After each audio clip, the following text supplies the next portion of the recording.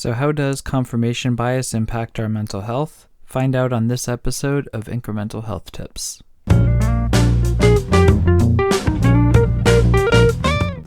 Welcome to IncreMental Health Tips. My name is Jared, and as always, I'm joined by my co-host Liz.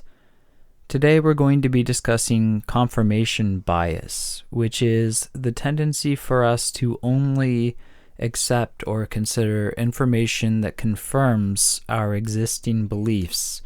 Meanwhile, we may dismiss information that disconfirms or goes against our existing beliefs. Now, confirmation bias, when we generally think of it, can manifest in a couple ways. One way is in the information we receive and also in how we interpret information around us. So, Liz, what are some other ways confirmation bias can manifest? So, confirmation bias is also present in our memories.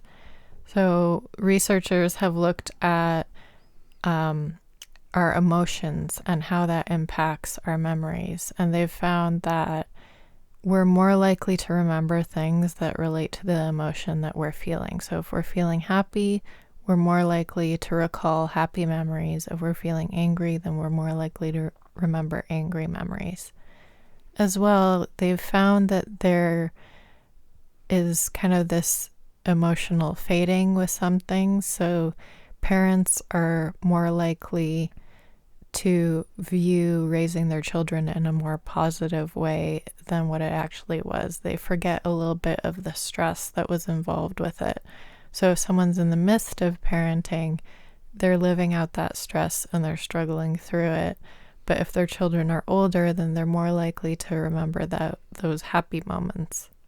Which can certainly be functional as we look back on our past experiences. If all we're remembering is the stress, that's not going to be good for our well-being. Necessarily. So confirmation bias, and it's, I think, really important to clarify that when we're talking about confirmation bias, it's important to understand that it's not inherently bad. It just exists. So a good example of confirmation bias and the nature of it is when you're driving. A good example is found. So when you're driving and you come to a green light, you drive through the intersection. Now, we don't have, visually it can be difficult to see, we don't have any evidence to know that the stoplight for the cross traffic is red. We just assume that. And so, based on that assumption, we confirm our existing belief that if my light is green, their light is red. Now, maybe we still look both ways before we sail through an intersection, even on a green light, and maybe that's a good idea. But the point is that assumption isn't necessarily bad because it's based on a belief that is well-founded. However, this gets a little bit more nuanced and difficult when we're talking about other beliefs that are more in the gray area. So, important to know that confirmation bias can serve a purpose, and it's not always bad. It can just be a way of making it easier and more efficient for us to process information. So, but it can, of course, manifest in some more negative ways. Liz, did you want to talk about that? Yeah. Confirmation bias can cause us to discount important information. And it can also cause us to resist challenging our own viewpoints. So if you have someone who has social anxiety, they might say something like, I can't interact with other people because I have social anxiety. I just clam up and shut down, or I have panic attacks. And they'll be very dismissive of the times when they were able to interact with other people successfully. And so there's a confirmation bias happening there where they're only focusing on the information that reinforces their negative belief about their social anxiety.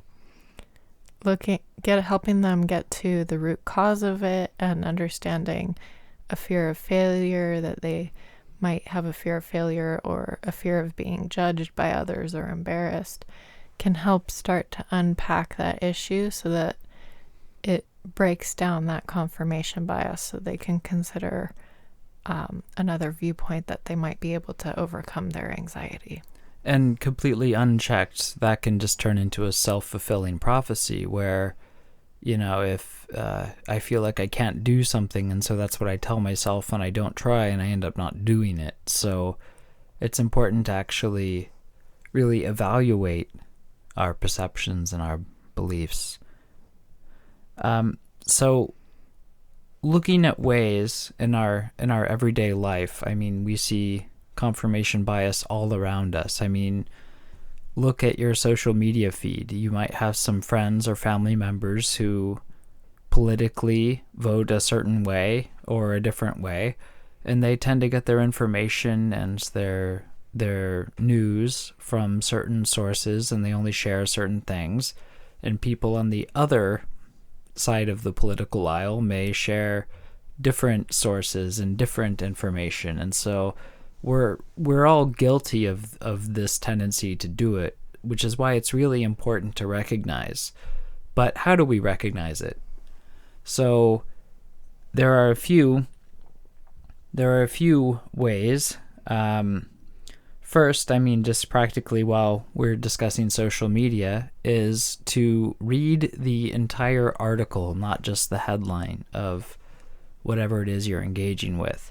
Because oftentimes, and I remember in my undergraduate in university, when I was taking my undergraduate degree, I had a statistics professor that always told us, read the entire article very carefully, because oftentimes the headline and the article won't necessarily completely be congruent. So it's really important to consider the information we're taking in, to make sure that it is consistent, to make sure that it, doesn't have any sorts of contradiction in it. And so that can be a really practical way.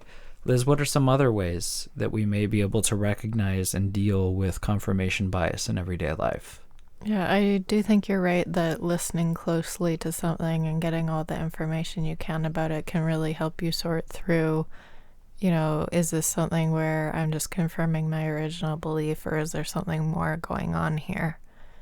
And then exposing yourself and testing what you know and listening to other people who have more information on the topic can also help you get a better sense of what's going on.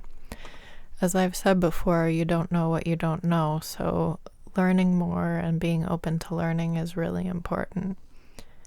So one of the other things you can do is ask yourself some questions. Do I only expose myself to things which confirm my bias? Do I consider other perspectives? Does this challenge me or confirm my belief?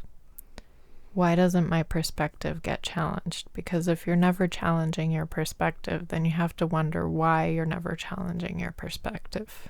Well, or engaging things. Like a lot of people, there's this tendency when we expose ourselves to other perspectives to take a non-charitable view of other points of view.